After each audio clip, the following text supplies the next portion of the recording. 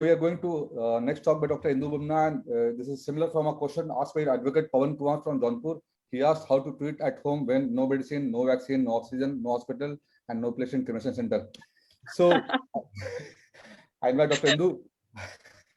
Guidelines, and there is nothing available, how you can treat at home for doctors and patients both. Great. So very rightly put, when nothing is available, what we can do.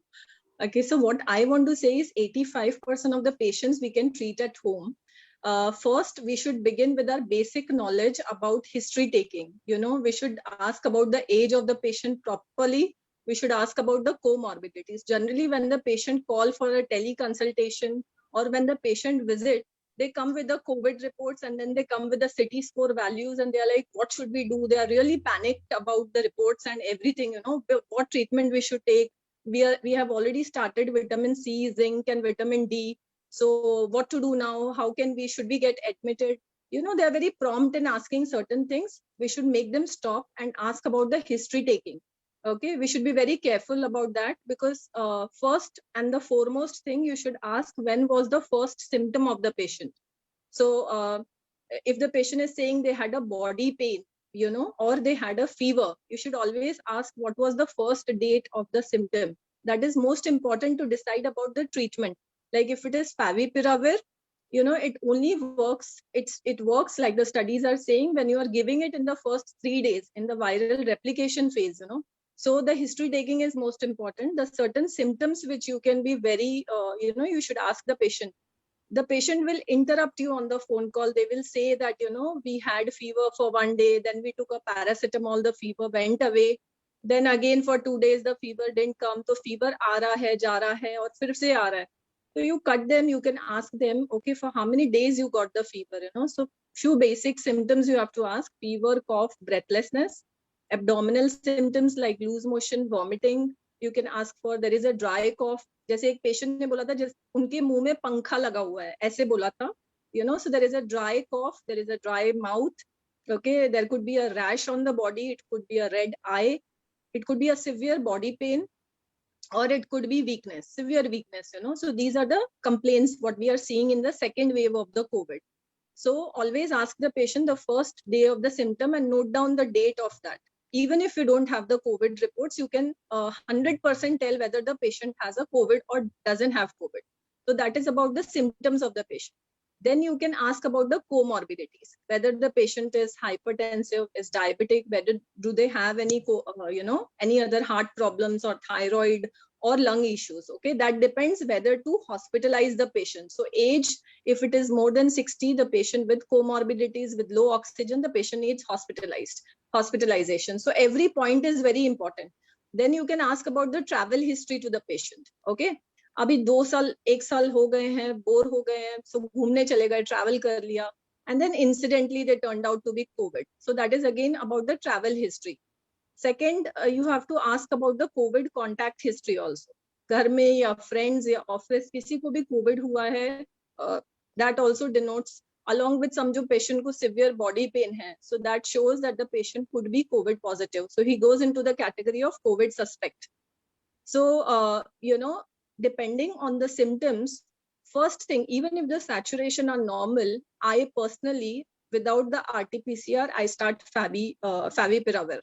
All right, because when you give it in the first 3 days of the symptoms, first 3 days of the illness, it really works. I believe that. All right, then comes the investigation. Again, the RT-PCR, when you do on the first day, the report can come negative. If the technique is not correct, the report can come negative. If the viral load is less, the report can be negative. So it should be repeated on the 5th day of the symptom. If it comes negative, then repeat again. And you have to tell the patient that the reports can come negative. We need to repeat that. Again, why the PCR is important? We can treat without the PCR also, but why it is important? Because you will, from the war room, you will not get a bed until, at least in Maharashtra, you will not get the bed until unless you have a COVID report. So a PCR definitely is important. Then you can ask the patient, you know, about, you can write the biomarkers. What I write generally, I don't write the battery of tests. Nobody likes it, you know. So you just write the basic CBC, CRP, D-dimer. All right, you can ask for OTPT and creatinine. That's all, nothing else. You can ask for the CT scan. CT scan should always be done on the 5th or the 6th day of the symptom when the inflammation arises. Patients kya kar rahe na, they are coming with the CT reports. They are coming with the CT scores. They don't even show us the film. There is no video. We don't know what's going on. Is it the early inflammation? Is it the early fibrosis? We actually have to look in the CT scan. What is it? Is it the ground glass opacity? Is it the organizing consolidation? Are there atelectatic bands? Is there any septal thickening? What fibrotic element has set in? Everything we need to kind of see into the CT reports and not just the CT scorings. Then comes, you can ask the patients to take the pulse, temperature, BP, and SpO2 two times a day. Am I audible? Yeah. Okay. All right. So even a resting tachycardia also shows that the patient is not doing well. Okay, just a basic thing as pulse also shows us a lot of things. Then we have the SpO2. SpO2 of above 94, the patient doesn't need hospitalization at all. So a patient who is symptomatic with a high fever, but the SpO2 is normal and is panicking and asking you, do I need a hospitalization? No, you don't need it. Even if the patient is elderly, without comorbidities, doing well, SpO2 is normal, the patient doesn't need hospitalization. Very clear. So you should ask the patient to check the SpO2 at rest, and also ask the patient to check the SpO2 after 6-minute walk distance. So you tell the patient to put the pulse oximeter in the finger and walk for 6 minutes and check the saturations after 6 minutes. Now, if the patient is elderly, above 60 years, you can make them walk for 3 minutes also and tell them to kind of note down their saturations at the end of 3 minutes. Now, if the saturations drop below 94%, that means that the patient has got exertional dyspnea. Now, this shows that the patient has got pulmonary involvement. So even without the CT scan, you can find out that the patient has got a pneumonia in the lungs. All right. So your treatment also differs from that angle. If there is an exertional dyspnea, you know that the patient is progressing. You know that the inflammation is setting in. You know that the steroids will be required at this stage without doing the biomarkers, I'm saying.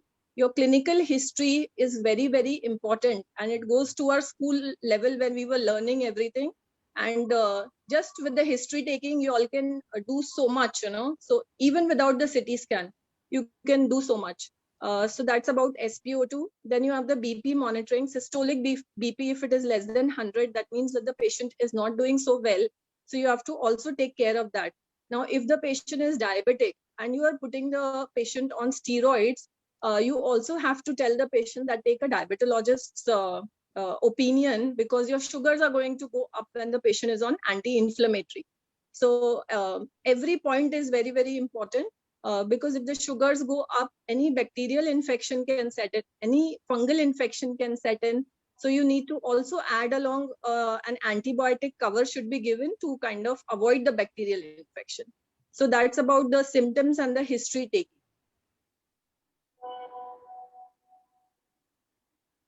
Okay, so if we go about the investigation, I already discussed about the RT-PCR. If I talk about the biomarkers, then I would say just a CBC, CRP, D-dimer. Don't ask for a battery of tests like an LDH or a ferritin or an IL-6. IL-6, as Dr. Afreen said, it's going to show a huge variation, all right, because it depends on the transport. It depends on how quickly it is, processed. It should not be done unnecessarily. And I don't do it at all, the IL-6 levels. Besides that, what you can ask the patient is OTPT and creatinine levels. That's all. Because most of the times I've seen that OTPT is borderline high. So it's better to kind of do that, because the patient, you would be putting them on favipiravir, or as per your state guidance, you might put the patient on doxy or ivermectin or whatever. All right. Then you can ask for the CT scan on the 5th or the 6th day. Don't ask for the CT scans too early. Now, coming to the treatment part, I would say that treatment, what you have to give is, again, you should know the classification. So Maharashtra Task Force classification has very beautifully classified it clinically in terms of mild, moderate, and severe disease. Okay, and then you have the staging, which is stage 1 and group A, B, C. Then you have group C, D, and E, which is moderate disease, and then you have the group E, which is the severe disease. Okay, so now you have group A, which is asymptomatic patients. Now, asymptomatic patients who are there, they only require vitamin C, zinc, and vitamin D. Nothing else. They don't need anything, and probably they don't even have a fever, so they don't need anything. Just the vitamins to kind of boost them with the immunity. Then you have the symptomatics. All right. So they could have a upper respiratory involvement or a abdominal involvement, like a fever. They can have loose motion, vomiting, loss of smell, loss of taste. So over there, you can add a favipiravir. All right. You can add a vitamin C, zinc, and vitamin D. You can add a PPI over there. You can add an early budesonide over there. There are a lot of studies which shows that an early budesonide inhaler helps to it helps in the early recovery of the patient. So you can add that early. You can add a Montelukast, levocetirizine early. So this is about the symptomatics, okay, without comorbidities. Then you have the stage C, the group C basically, which are symptomatics with comorbidities. Now, comorbidities will be like, you have to see the age, you have to see diabetes, hypertension, any lung issues, kidney issues, everything. So over there, you add again favipiravir with an antibiotic you can add, because if the patient is diabetic, you have to be more careful. So you can give any oral antibiotic as per your local setting, and along with the regular vitamins what we are adding, and an early budesonide really helps. So you should add that, because it is inhaled steroids. All right, so that's about then we have the moderate disease. Moderate disease means there is a pulmonary involvement, there is pneumonia. Okay, so there is a group D, which is without hypoxia. So there is a pulmonary involvement without hypoxia when the SpO2 is above 94. So if it is above 94, you again don't need a steroid involvement. So you have to check for the CRP and the D dimers. Now, moderate disease, there is a gray area, when the CRP, D dimers are normal, patient saturations are around 94, 95, slightly dropping, but not really as per the protocol below 93. So you don't need steroids when they are borderline. So again, one single CRP or one single D dimer, you should not strategize your treatment as per one report, So a CRP of 7 or 8 and the patient is doing very well, you don't have to add a steroids. Early steroids would actually do more harm to the patient, because, they can catch an infection or whatever later. So it's always good to kind of see the trend of the biomarkers, like a CRP or the D dimer. Or you can, in the CBC also, you can actually look for the lymphocytes. The lymphocytes will be dropping. You have to see the NLR ratio. If it is more than 3.5, that means that the patient is progressing to a severe disease. It tells us about the severity of the disease. You can look at the lymphocytes and the monocytes. The monocytes will be rising, the lymphocytes are going down. Again, it tells us about the progression of the disease. You also have to look for the platelets. So if the platelets are 70, 80,000, then you cannot add an oral anticoagulant. That patient might bleed. So you have to watch very carefully every parameter, whether it is a CBC, whether it is a CRP or a D dimer, or an OTPT or a creatinine, everything.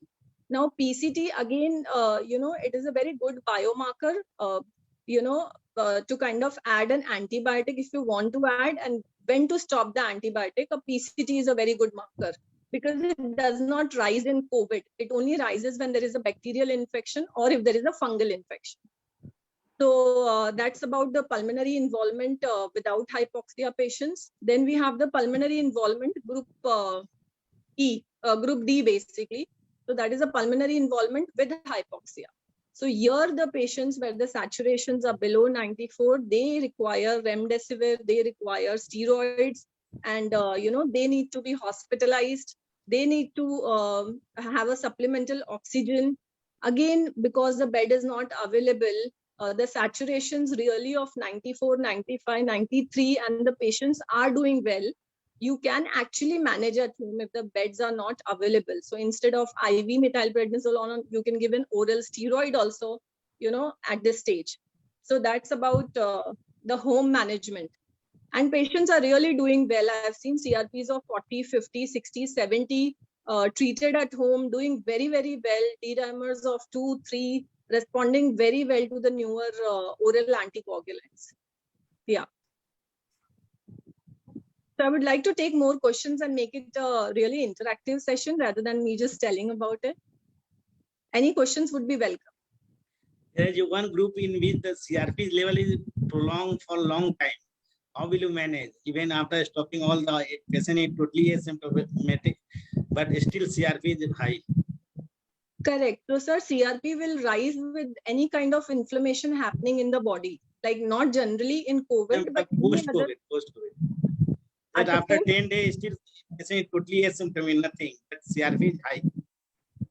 But CRP is high, so you can taper the steroids and you can stop the steroids if the patient is doing well.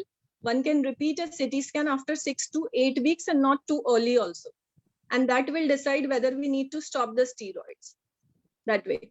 Only CRPs, again, I'm saying we should not be dependent on CRP or any D-dimer alone.